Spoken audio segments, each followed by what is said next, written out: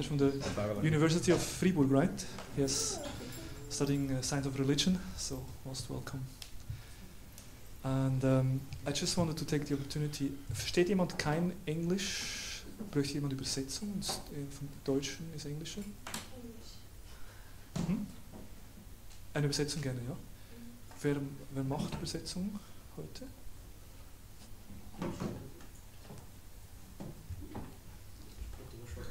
Okay, so, Uttama Shloka Prabhu muss vielleicht kurz denken, oder?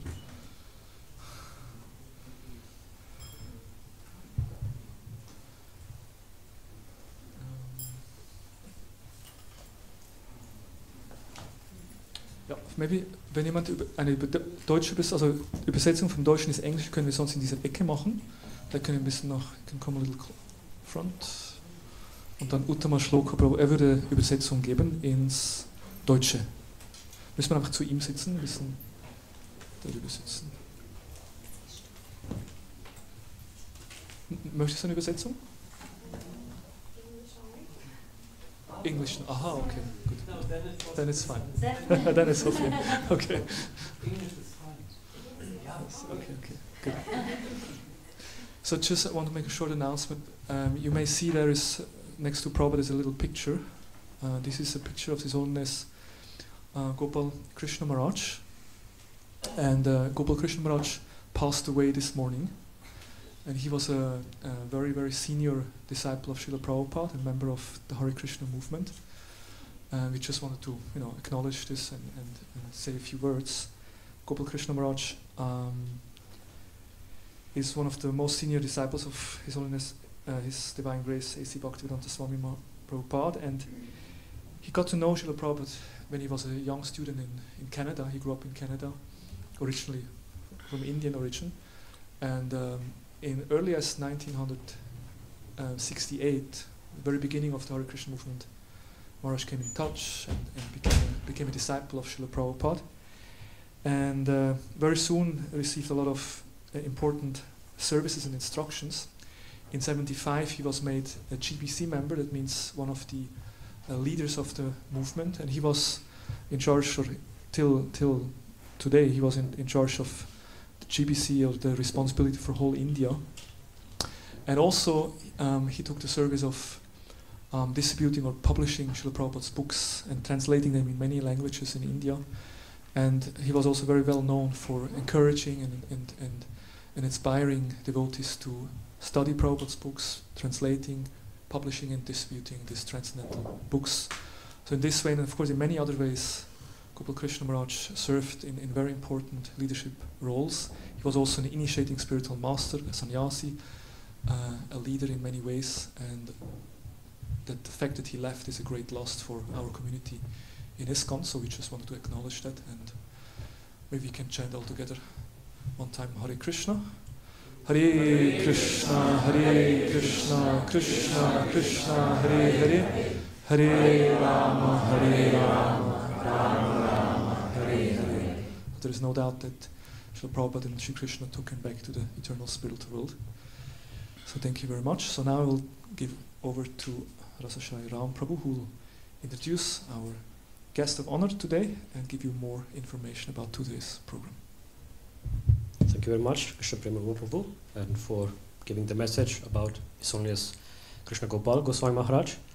So just for you guests who are here for the first time, our Sunday program, the rest of the program is as follows. We will now have a talk on Krishna consciousness subject till 5 o'clock. At 5 o'clock there will be a vegetarian vegan meal. At 6:15 there will be a guided mantra meditation. At 7 o'clock a temple ceremony. And from 8 o'clock onwards we will chant more mantras, which we call them kirtan. And for today's talk, we are very delighted to invite here a very special guest, His Holiness Bhakti Narasimha Maharaj. Please welcome him with a big Hari Bol. Maharaj, he is from South Africa, and he already came in contact with Krishna consciousness around 1984 something, and in 86 he joined the movement there, and at that time already he dedicated his life sharing this Krishna consciousness lifestyle with all other people, especially in South Africa, in places like Zululand and Johannesburg and Cape Town, etc., and also other countries in Africa, in Zimbabwe, Kenya, Uganda, and also in South America. And since 2008, Maharaj has accepted what we call a renounced order of life, which we call in Sanskrit sannyas, and he has dedicated more in sharing the Krishna consciousness wisdom. And I think he's here for the first time in Switzerland. Is that correct, Maharaj? Yes. So this is a very special also occasion for us. Thank you very much, Maharaj, for coming here. So I wish you a very nice Sunday, and yeah, Hare Krishna. Okay, what we do, we sing first. Jaya Radha Madhava Kunja Bihari. Jaya Radha Madhava Kunja Bihari. Jaya Gopi Jana Vallabha Giridharadhari. Jaya Gopi Jana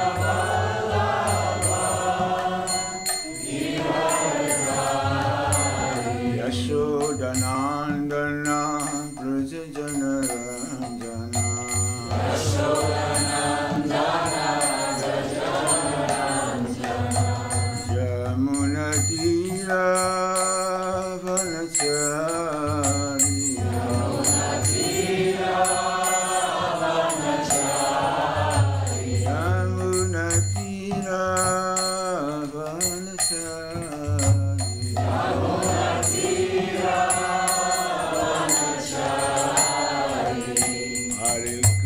Hare Krishna, Krishna Krishna, Hare Hare, Hare Rama, Rama Rama, Hare Hare. Hare Krishna, Krishna Krishna, Hare Hare, Hare Rama, Rama Rama, Hare Hare. Hare Krishna, Krishna Krishna, Hare Hare, Hare Rama, Rama Rama, Hare Hare. Hare Krishna, Krishna Krishna, Hare Hare, Hare Rama, Rama Rama, Hare Hare. Hare Krishna, Krishna Krishna, Hare Hare, Hare Rama, Rama Rama, Hare Hare. Hare Krishna, Krishna Krishna, Hare Hare, Hare Rama,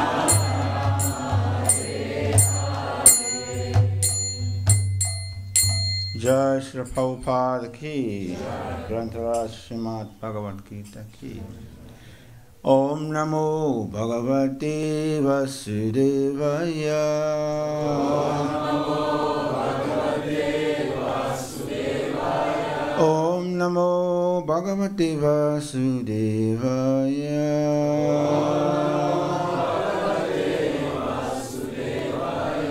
Om Namo Bhagavate Vasudevaya.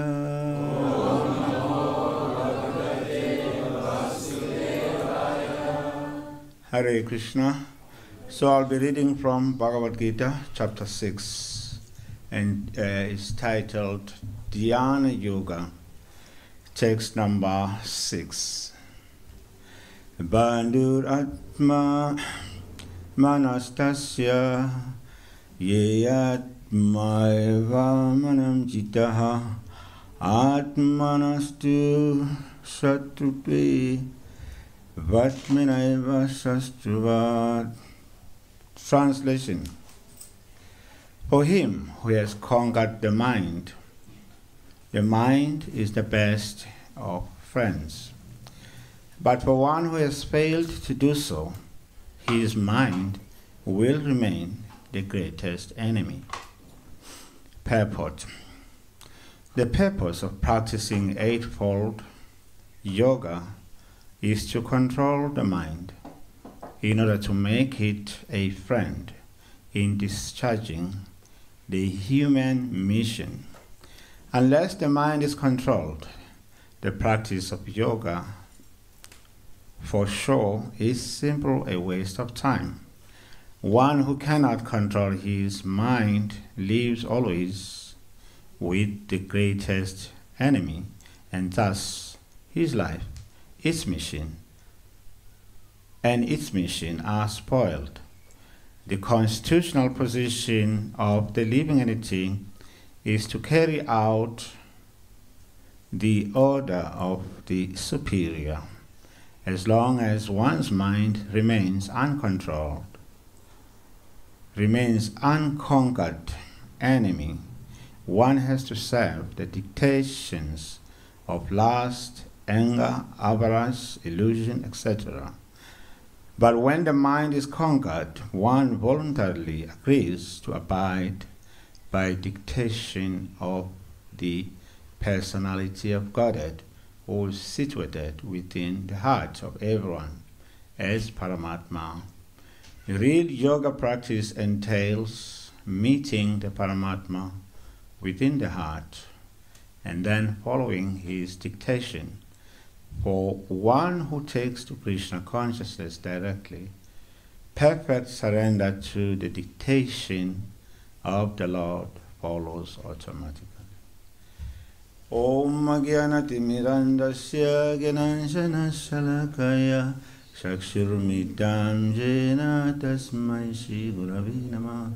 Jai Shri Krishna Chaitanya Prabhu Nityananda Shri Advaita Gadadhar Shivasari Gaura Bhakta Vrinda. Hare Krishna, Krishna Krishna, Hare Hare, Hare Rama, Rama Rama, Hare Hare. Hare Krishna. How many of you are here for the first time? And me too. So we are very many in numbers. Thank you very much. So here, basically, this book, you could say, is a book of yoga. As the title says, Dhyana Yoga.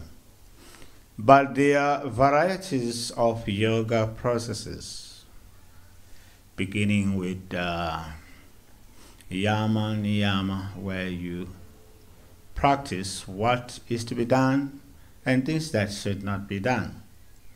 And then some yogas deal with asana, sitting postures,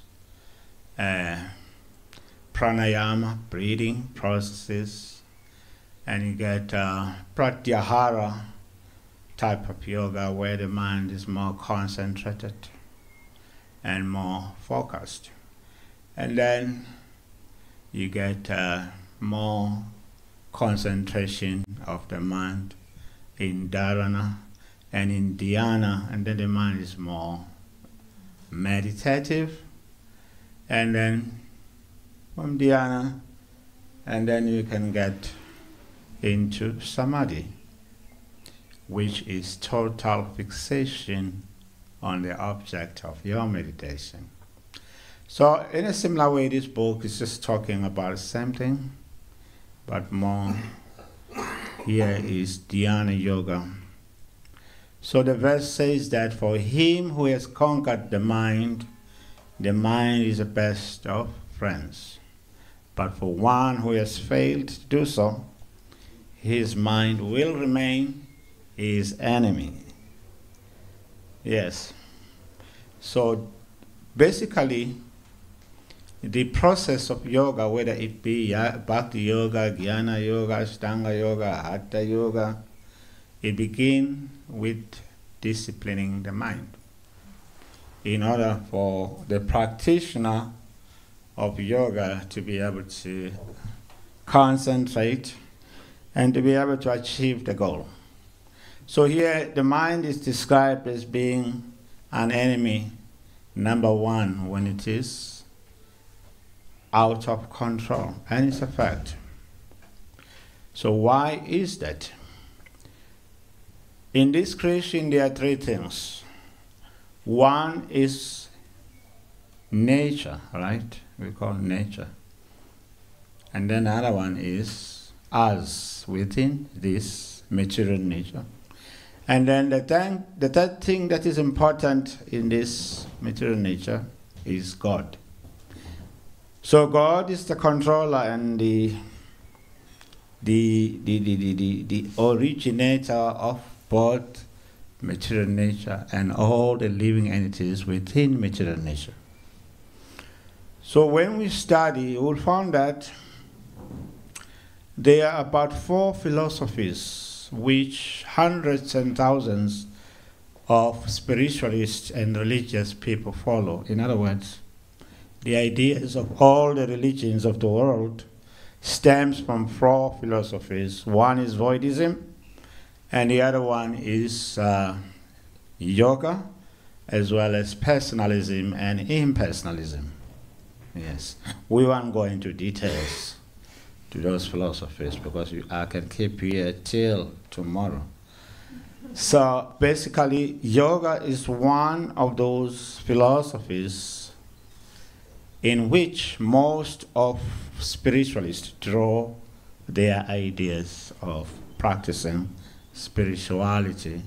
Like you look into prayers in different churches. They are kind of like more linked with yoga, meditation. Yeah. So basically, yoga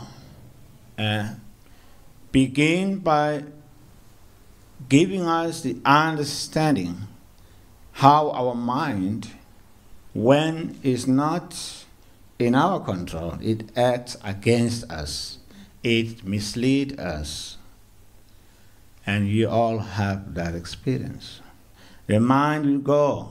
It will tell you, oh, there's a party somewhere. Even when the exam is next week.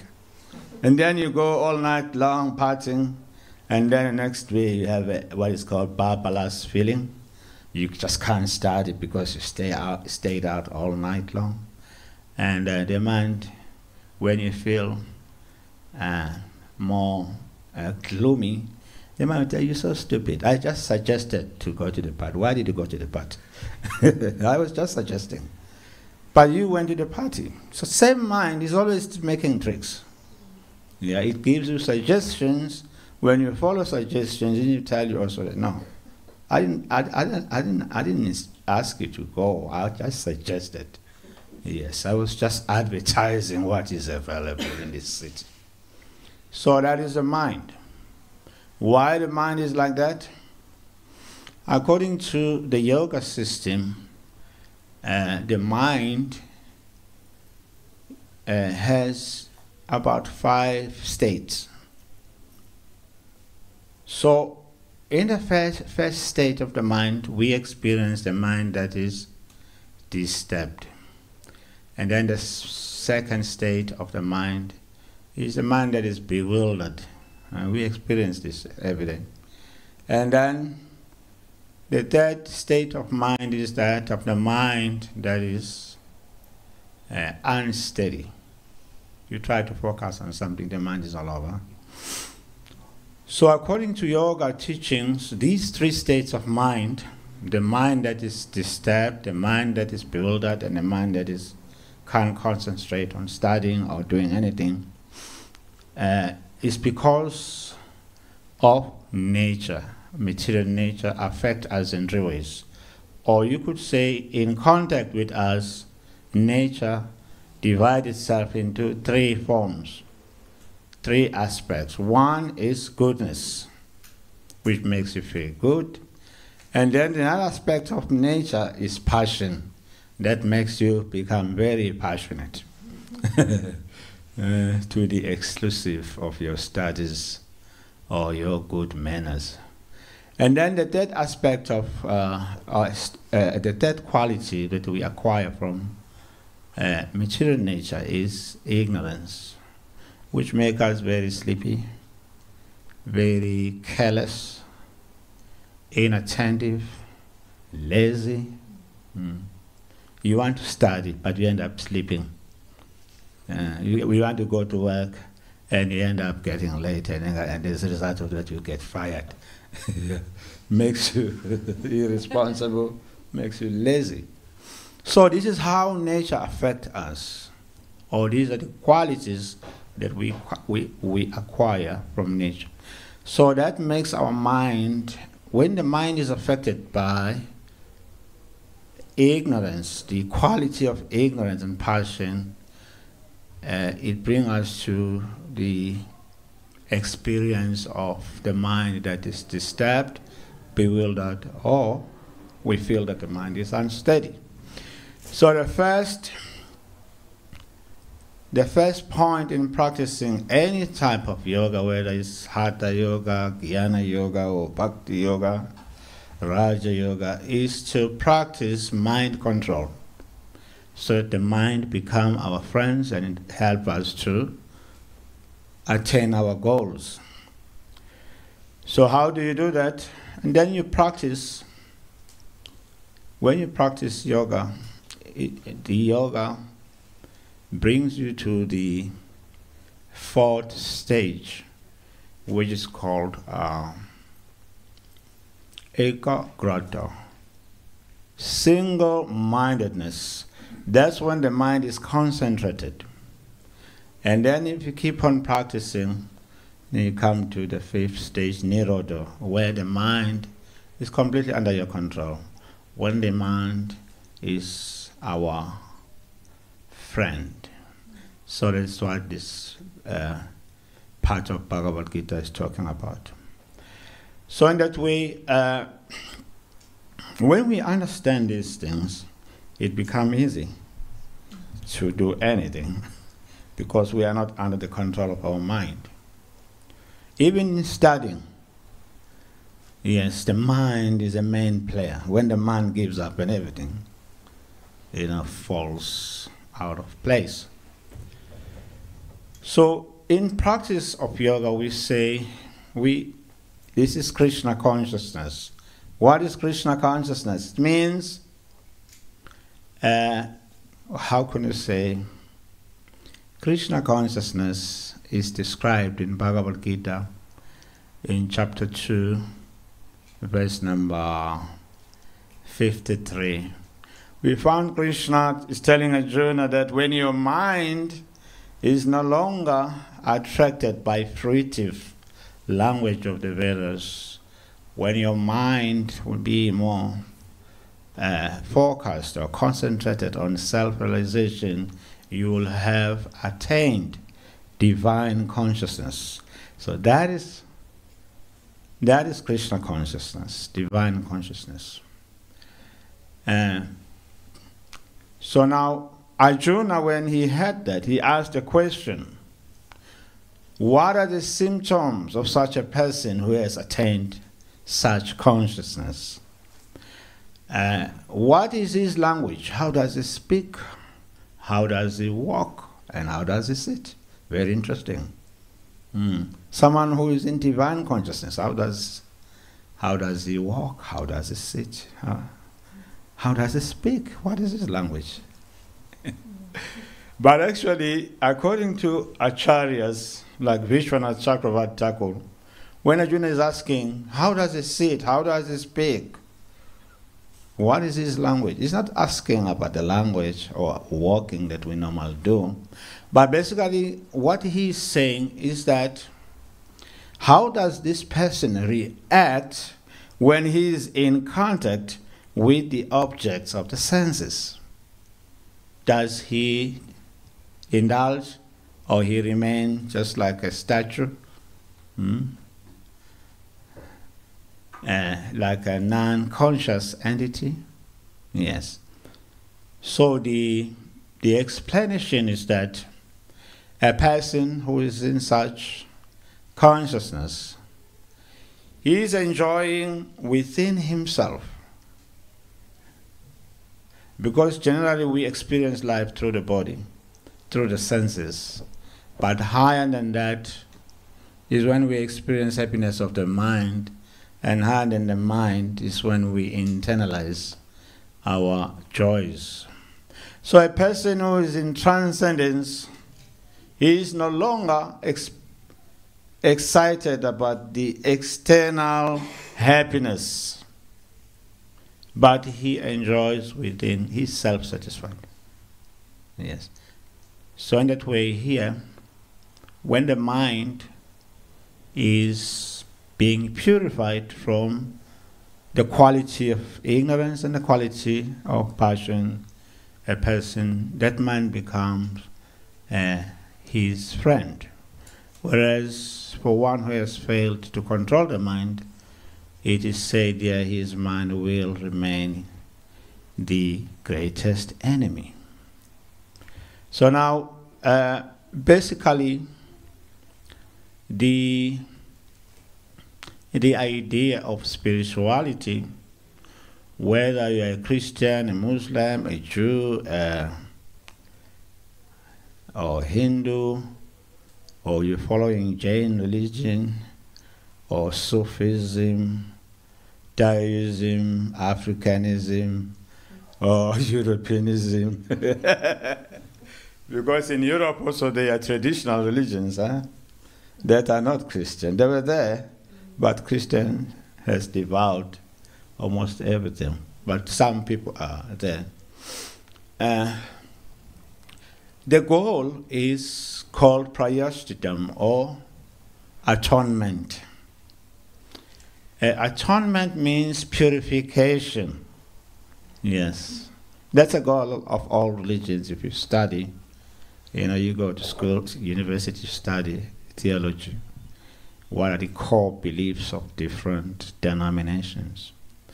Because our desire is liberation. That's why we want to practice some form of spirituality. Why is this desire? Because we are spiritual by nature. After some times, we realize actually that we are spiritual. Because the things of this world, the things of this body do not satisfy. Only young people can experience some satisfaction. But as you hit your 50s and 60s and then you get tired, you're looking for something higher. You see? Yeah, you just want something else. You just get tired of partying and noise in disco tangos. You just get tired of that. Your ears, you just get tired. They will be longing for something higher than that. Yeah. So in that way, that is our nature. We are pleasure-seeking beings, but we are in a wrong place where we experience happiness through the contact of the senses with the objects of the senses. So the yoga teaches us how to internalize our effort and tap into our potentials in us. And then when we come to that stage, and then we really enjoy within. In other words, our enjoyment is not based on anything external. Yeah, we come out of the competition, whether I'm driving a Lamborghini or a Ferrari, or I'm living in a big villa or a small villa. It doesn't matter to you. Whether you're driving a Toyota or you're driving a Ferrari, it just doesn't matter. Yeah, because you have something higher than that. So that's what this book is teaching. It's teaching that yoga, how to elevate our consciousness to the point where we are self-satisfied. So there are three ways of doing this process, what is called atonement, according to different denominations. So there is atonement in karma, there is atonement in jnana, and there is atonement in bhakti. Karma, how do you explain that in simple words?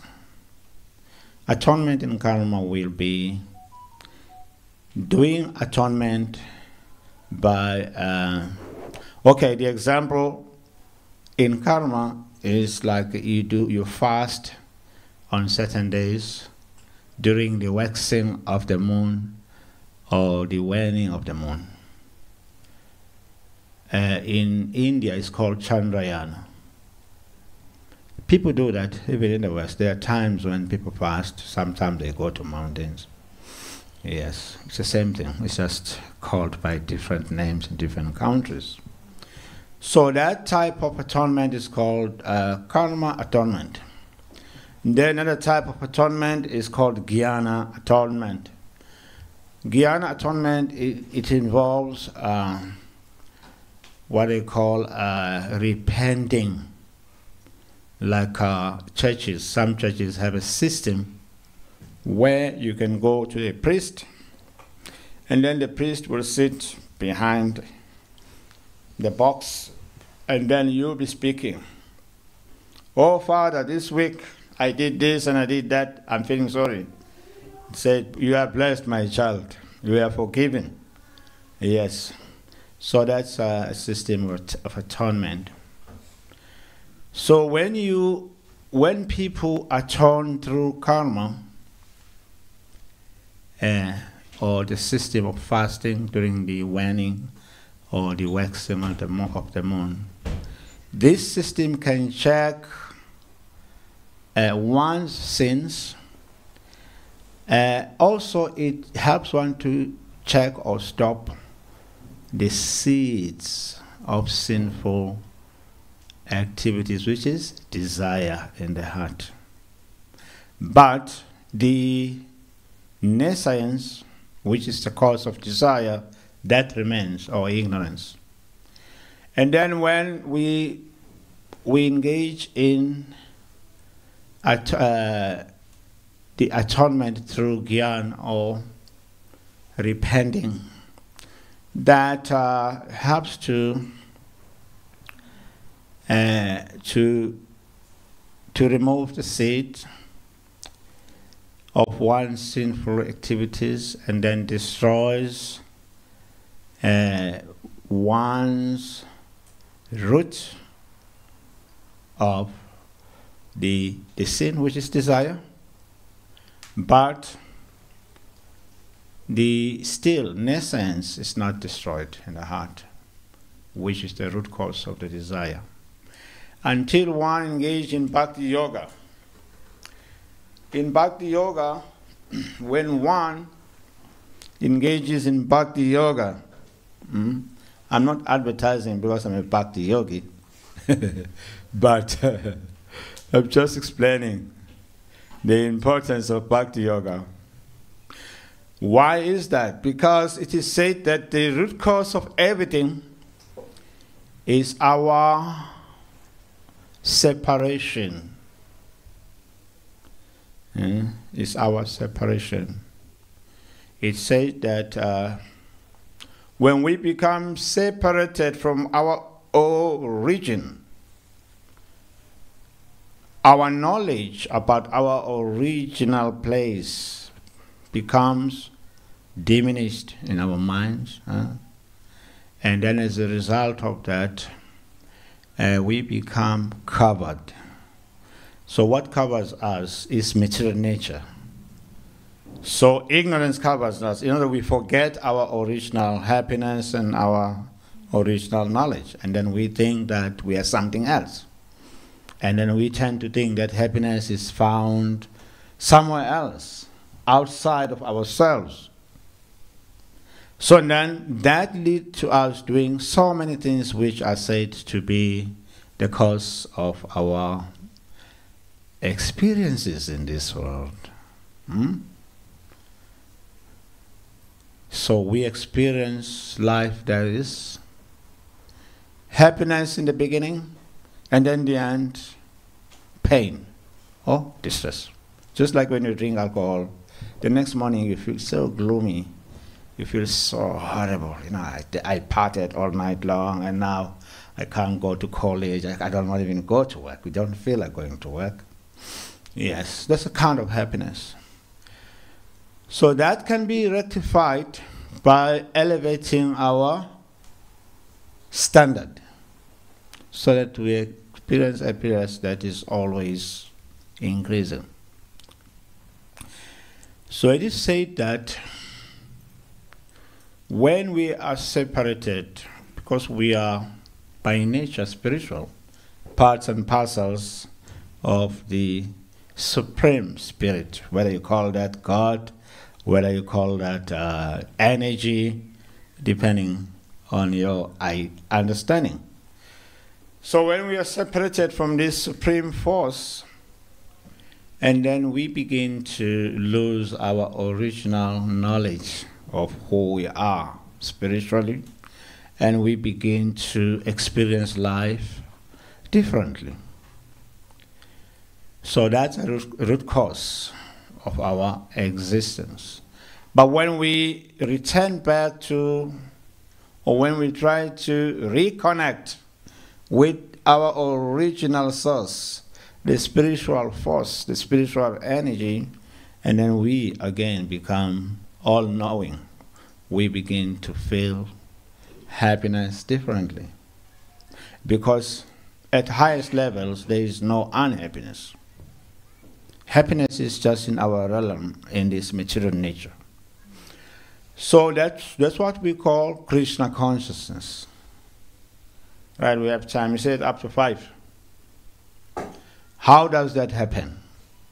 So in this creation, there are about many species of life. According to Vedic scripture, in water, we have about 900,000 aquatics. They are also enjoying life. They feel good just like us. They don't live in a villa.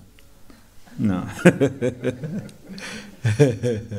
But they are eating according to their taste. They are just having good time like us in our 5-star hotels. Have you seen a dog sleeping on the street? He is snoring. He is just enjoying full sleep. Yeah. He's not in a 5-star hotel in Zurich. No. But naturally, he sleeps very well. So it is said that also amongst the aquatics in water, there is enjoyment. They are enjoying life in their own way. Of course, we give them anxiety by putting our baits there, fishing them. That's another story. But apart from that, they are also just enjoying life. And other living entities also are in the bodies of trees and plants. It is said there are 2 million of those non-moving entities. They are standing there, experiencing fresh air, sunshine. Yeah, that's it. Yeah, they don't get even sunburn like us. So there's another life in those species. And then we look into insects and reptiles. They are about 100,000 species. Also, they are enjoying life. The birds, are so many birds. She said that in totally there are 1 million species in this creation. Also, there is life there. And there are about 300 species of 4-legged living entities like donkeys, cows, stags, giraffe. But human beings, it is said that they are lesser in number. They are only 400,000 species. Why they are lesser in number? Because they are higher in consciousness.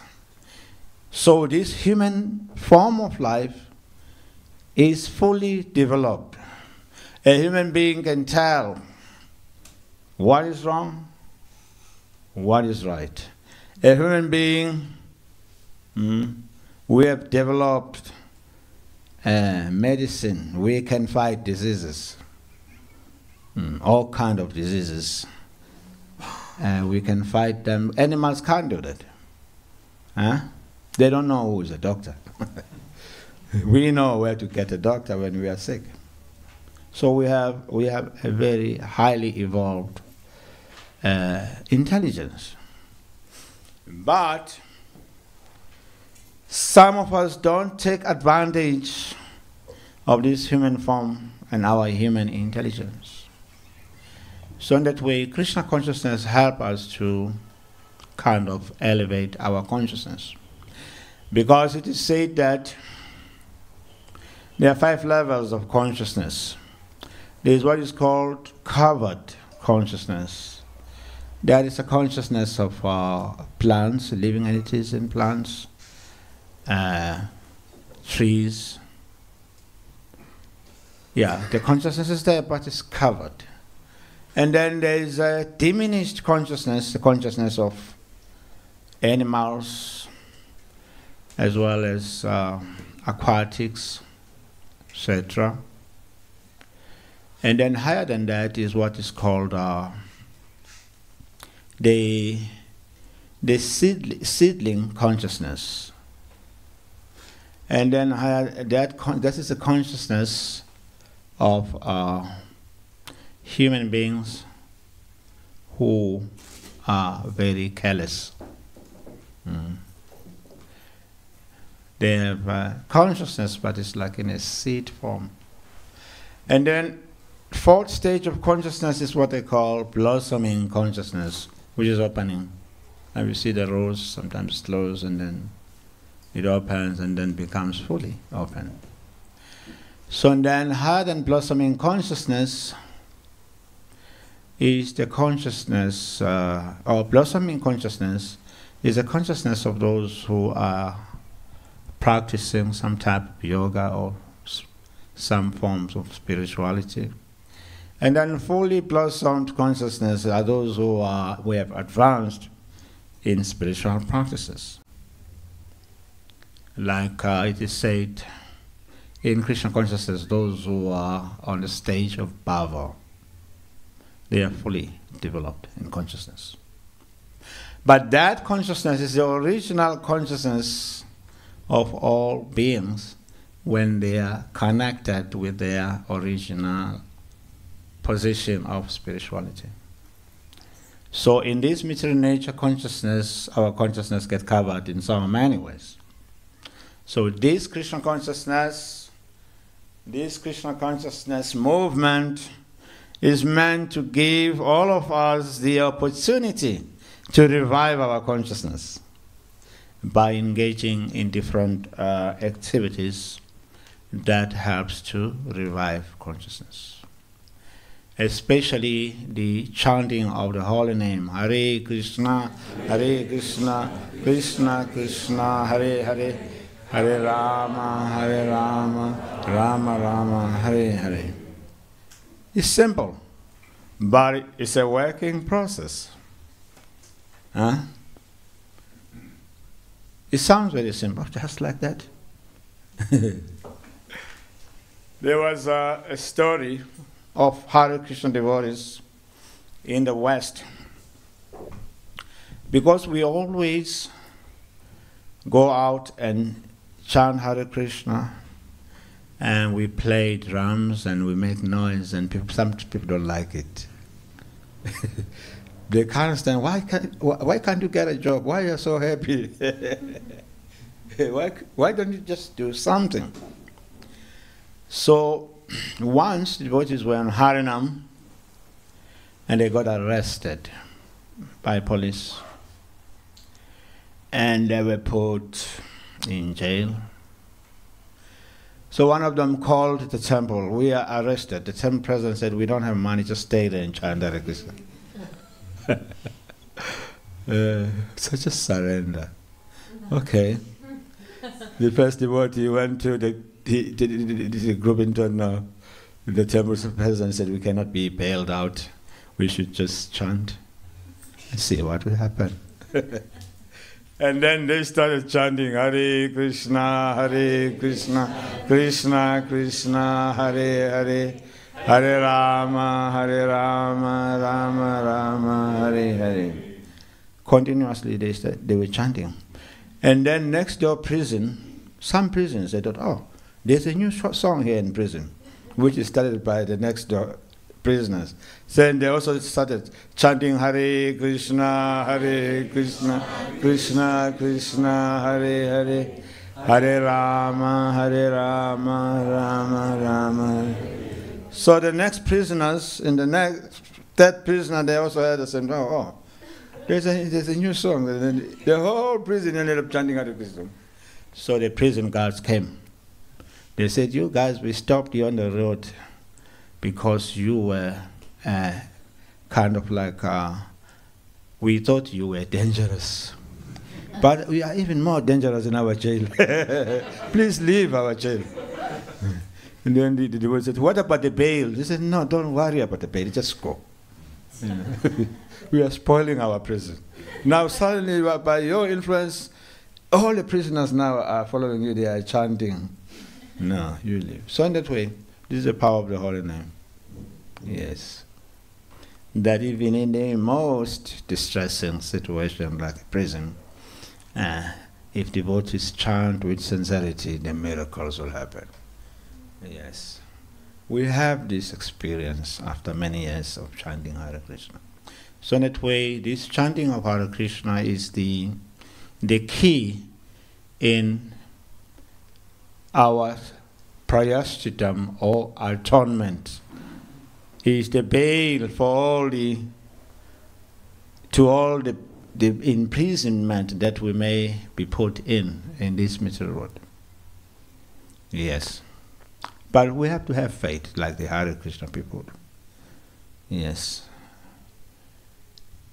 Sometimes when the tide gets tough on Sankirtan, we used to just take a break, just go somewhere and just chant and be energized again and continue selling books. So in that way, we have opened these centers for all of you to come here and get this secret, the chanting of Hare Krishna, and it will energize you, it will enthuse you, and because it's a remedy of all yoga systems in this age in which we are in. And thank you very much. Now I think we have about 10 minutes. You can ask questions if you have any.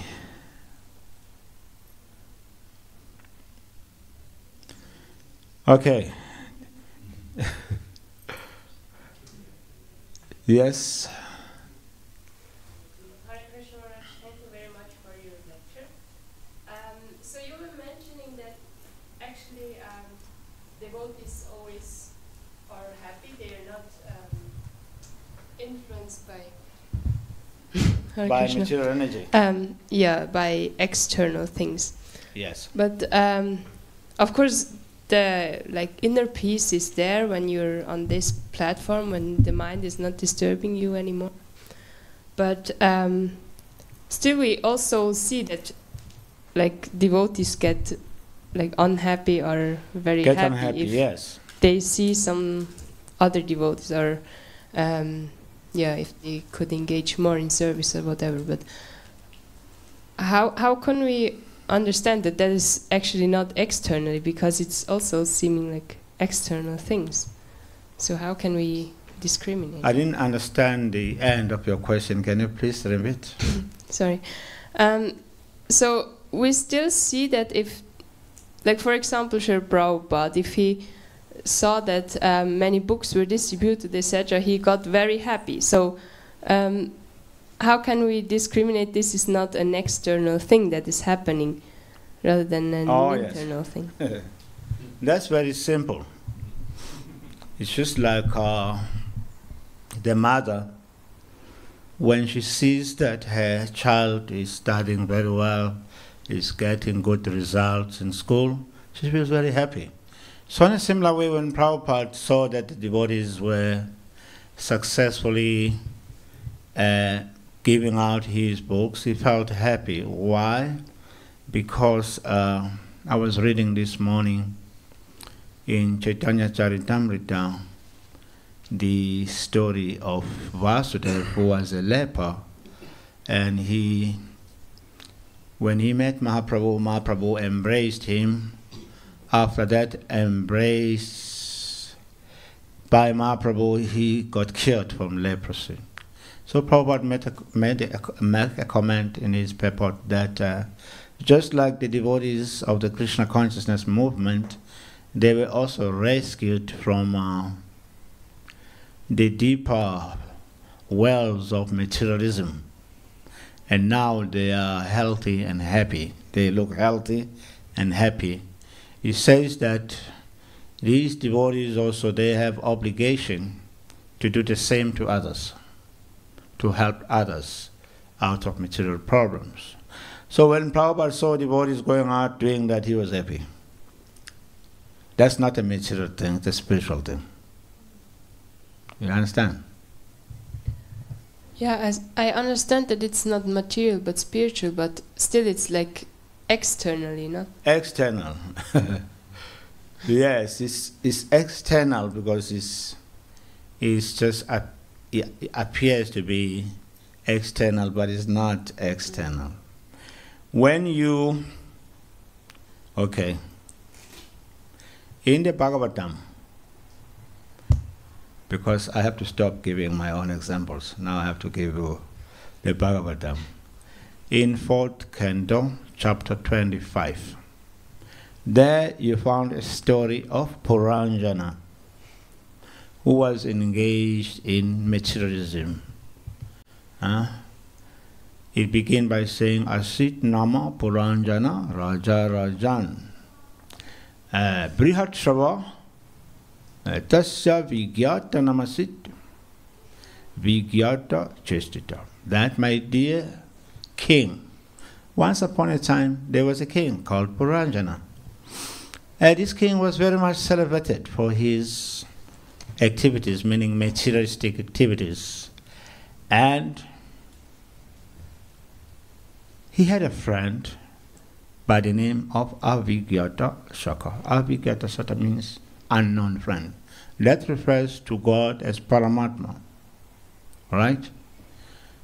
So this friend of Puranjana was unknown to Puranjana. And then Puranjana carried out enjoying. He was engaged in hunting animals, killing animals, doing so many sacrifices. And then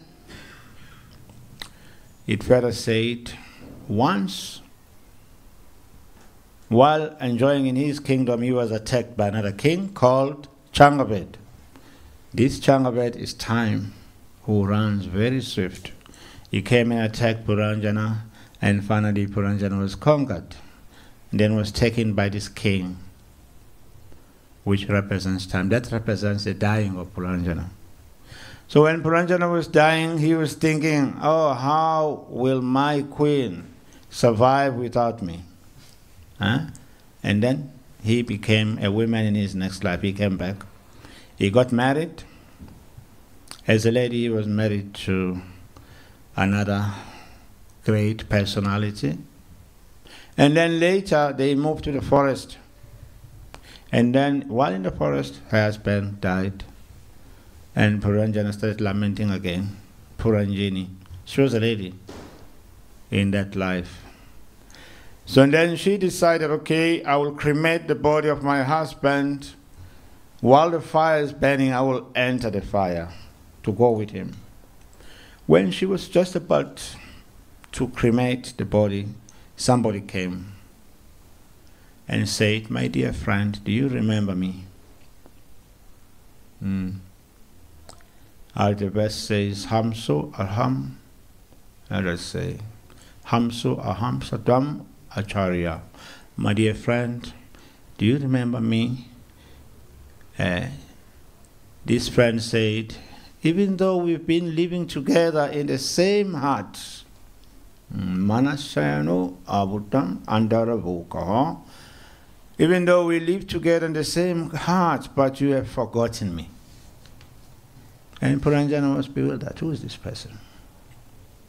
So in that way, eventually the friend, the super soul, rescued his friend, his old friend. So in a similar way, when devotees are going around reminding people that you have a friend, you have forgotten, even though it's external, but it's still not material. Just like the super soul took a form of a friend, another human being, to speak to his friend. He did so that he can communicate with his lost friend. So that manifestation may seem to be material, but it's not material. You understand? So in a similar way, the activities of devotees of giving people whatever they have in a form of spiritual literature or whatsoever, sacred material, it may seem to be external, but still is not material, because what they are giving them is spiritual.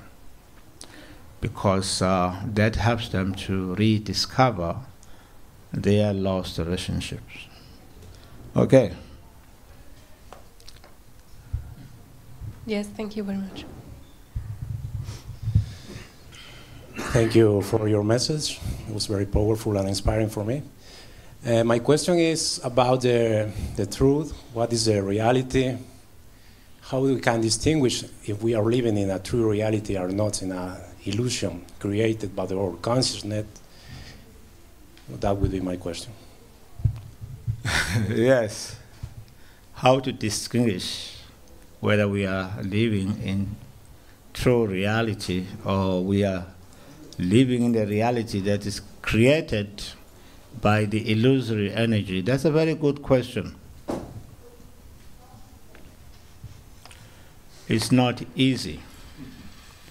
But Prabhupada gives an example, gives an answer to that. Prabhupada was in Australia. He was discussing with some intelligent people there, like lawyers, etc. One lawyer asked, he said, in your book, I see you write rascals. But some people are doing good for the society. Why you just say rascals? And then Prabhupada explained, he called it one verse, Atta Pumbir Dvija Shreshta.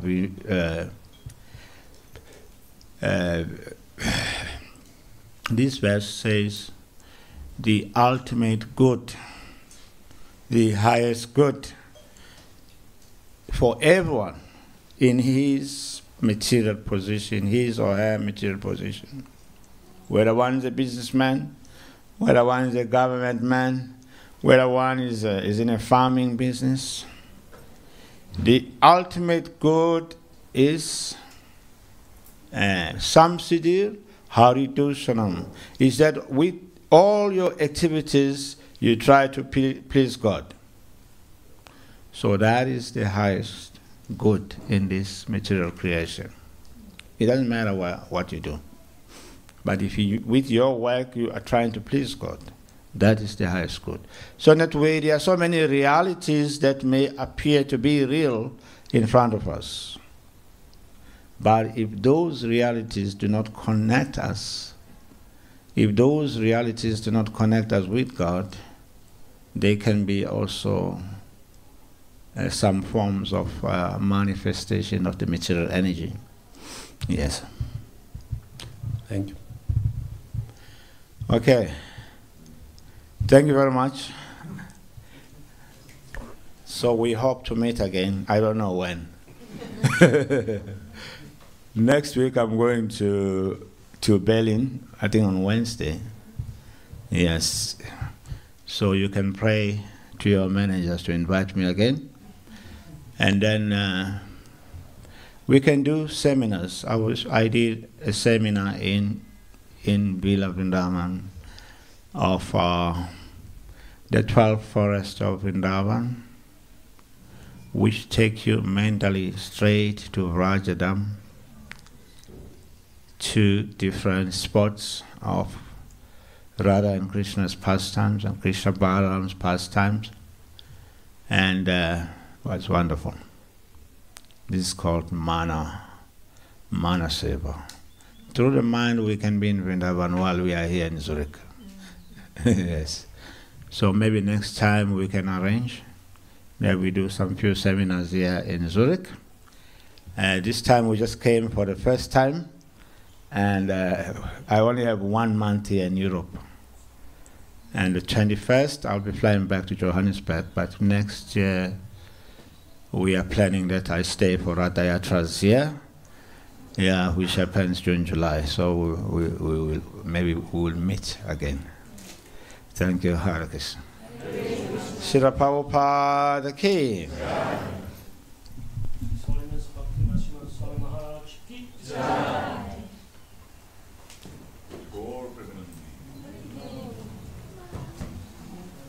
Thank you, Maharaj, for visiting Switzerland, and as you said, definitely we will invite you.